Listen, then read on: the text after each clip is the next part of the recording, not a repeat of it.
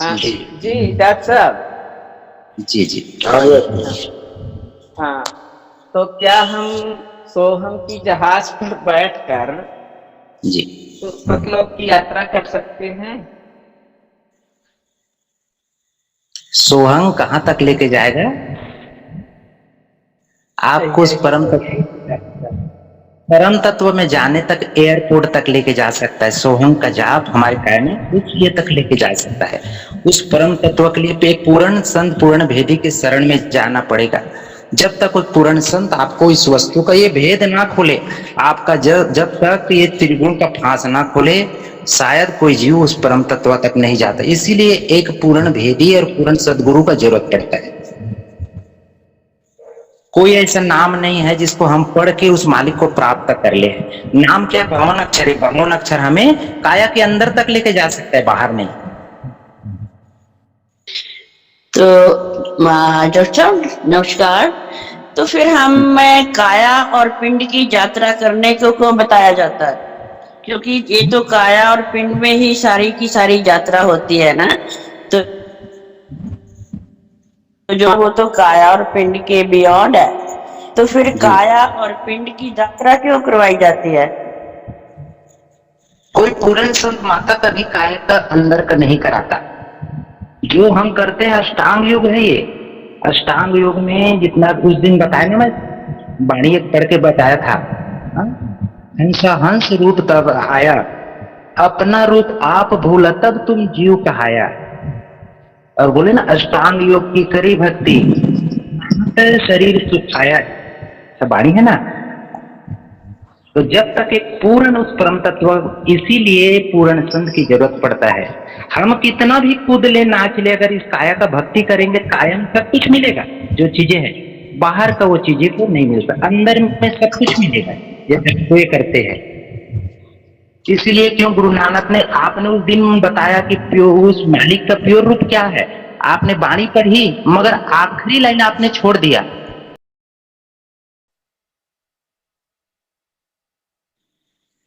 और किसी के पास हो गए वाणी तो बार बार पढ़ना, बार बार समझने इस वाणी बोल क्या रहा है। जब तक आप समझ ना आए, कई बार पढ़ो इसको, ये कहाँ कहाँ पे कैसा बोला गया है इस वाणी को। इसीलिए ना पांच ब्रह्म पांचों अंड बीनो, पांच ब्रह्म निअक्षर चिन्हो।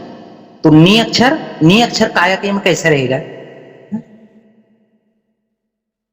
हमारे काया में अक्षर भी है, अक्षर पुरुष तक के यहाँ डोर है, निअक्षर का डोर बाहर है।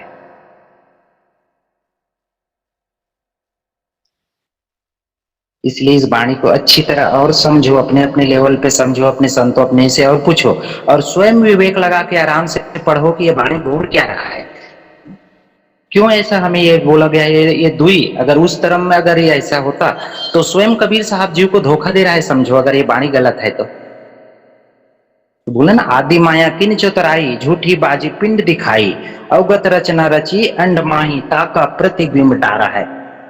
उस मालिक का प्रतिबिंब काया में डाल के जीव को फंसाया है। और मालिक और कबीर साहब ने सबद विहंगम चाल हमारी, कहे कबीर सतगुरु दे तारी, खुले कपाट सबद झनकारी, पिंड अंड के पार स्वदेश हमारा है। साफ साफ बोला ना, पिंड अंड के पार स्वदेश हमारा है। तो इसीलिए किसी सच्चे मुर्शिद के शरण में जब आगे, आप लोग का ये नहीं बोला कि आप लोग गलत, बहुत अच्छा है, लाखों गुना अच्छा है। दूसरे संत दूसरे जो बताते हैं मार्ग, उन मार्ग से आप लोग का मार्ग उत्तम दर्जे का है ये, मगर इसके और आगे सीढ़ी है, और आगे जाओ। ये कोई कोई जीव करता है, यहां तक रुक जाना भी बहुत बड़ी उच्च कोटि के ज्ञान है ये, कि मैं हूं का बोध में आना। मगर मैं हूं के बोध को सिर्फ अनुभव ना, देख के अनुभव करो। जब दोनों को देख लोगे ना, आपका ये जो भ्रम चल रहा है ना कि जीव और ईश्वर एक ही है, दो नहीं है, देखने के बाद, नहीं देखे तब तक सिर्फ आप मान रहे हैं, मानने से नहीं, आगे जानो इसको इसीलिए मैं ये करता कि इसको पूर्ण की संत के शरण में आगे जानो, आप अंदर में ही जाओ। जैसे अंदर में आपने महसूस किया, देख लिया, वैसा ही बाहर भी है। और जो भेद अंदर और बाहर दो है, और ये दो ही नहीं मिटा, तब तक आपका भेद मिटा कैसे? सिर्फ आपने आंखें बंद करके अंदर में खोल दिया, आंखें को जैसे खोले गायब, यही हमारा धोखा है। तो ऐसा परम तत्व ढूंढो, ऐसा पूर्ण संत ढूंढो जो अंदर और बाहर एक समान हो, एक दिखा दे, वही पूर्ण संत है। आप कुछ और बानी फिर इसका बताइए, हम लोगों को तो थोड़ा मतलब इतना इतना करना मतलब बड़ा ही वो लग रहा है, थोड़ा समझाइए फिर हम कैसे मतलब इतना सब कुछ कर पाएंगे। हम तो कुछ जानते ही नहीं, तो ये भी बताइए कैसे कर पाएंगे इतना, एक ही जन्म में हो पाएगा क्या इतना यात्रा?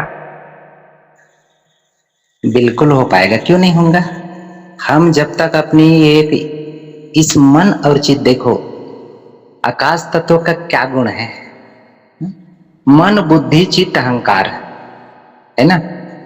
आकाश तत्व को ज्ञान बोलते हैं, क्योंकि चार तत्व तो एक चींटी से लेकर हर चीज जीव में है।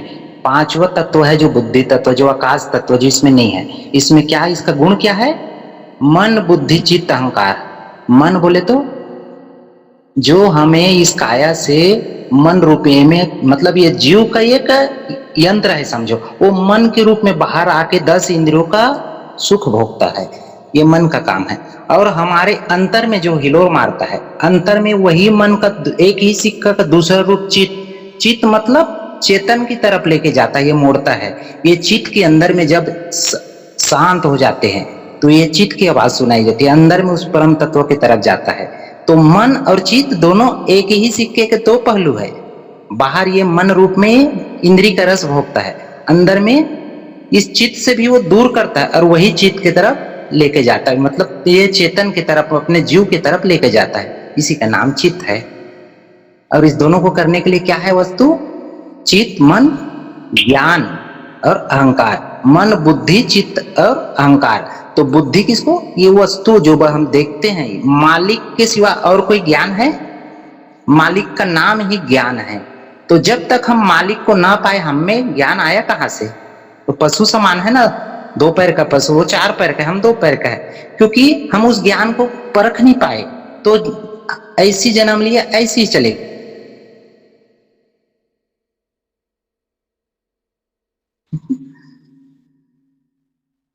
क्योंकि कई लोगों को क्या है, वाणी से नहीं अनुभव बताओ बोले ना, तो मेरा ज्यादातर शब्द वाणी बोलना बोले तो थोड़ा हिचक जाता हूँ, मैं बोलूं कि ना बोलूं। बोलिए बोलिए। ये शब्द है चेतावनी भजन है, कबीर साहब का ही है। हाँ बोलिए बोलिए। सत्सा है, दुविधा को कर दूर धनी को सेवरे, दुविधा को कर दूर धनी को सेवरे, तेरी भाव सागर में नाव सूरत से खेवरे, तेरी भाव सागर में नाव सूरत से खेवरे, सुमर सुमर गुरु नाम चिरंजीव जीव रे, सुमर सुमर गुरु नाम चिरंजीव जीव रे, नाम खांड बिन मोल घोल कर पीव रे, नाम खांड बिन मोल घोल कर पीव रे, कायम नहीं नाम गुरु के हेर का, नाम बिना बेकाम मटीला रेत का, कायम नहीं नाम गुरु के हेत का, नाम बिना बेकाम मटीला रेत का, ऊंचे बैठ कचहरी न्याव चुकावते, माटी मिल गए नजर नहीं आवते, ऊंचे बैठे कचहरी न्याव चुकावते, ते माटी मिल गए नजर नहीं आवते, तू माया धन धाम देख मत भूल रे, दिनाचार का रंग मिलेगा धूल रे, दिनाचार का रंग मिलेगा धूल रे, बार बार नर देह नहीं यो वीर रे, चेत सके तो चेत कहे कबीर रे, दुविधा को कर दूर धनी को सेवरे, तेरी भौ सागर में नाव सूरत से खेवरे। सत साहब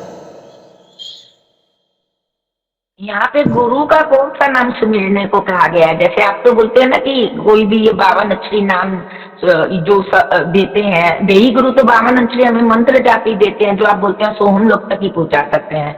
तो ये जो गुरु का नाम बोल रहे हैं, ये कौन सा नाम है जो हमको सुमिरना है, मतलब जाप करना है, क्या है ये? गुरु का नाम बोले तो स्वयं गुरु को बोला गया है, ये कोड वर्ड है। नाम बोले तो कोई ऐसा मुख से जपने वाला नाम है। मालिक को नाम, मालिक को सार शब्द, मालिक को ही सतनाम बोलते हैं, और हाँ, और मालिक को ही शब्द बोलते हैं। ये सब हम किसमें?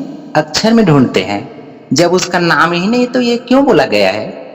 बहुत अच्छा सवाल था इसका। ये उस मालिक को ही देख के सुमरन किसको करते हैं?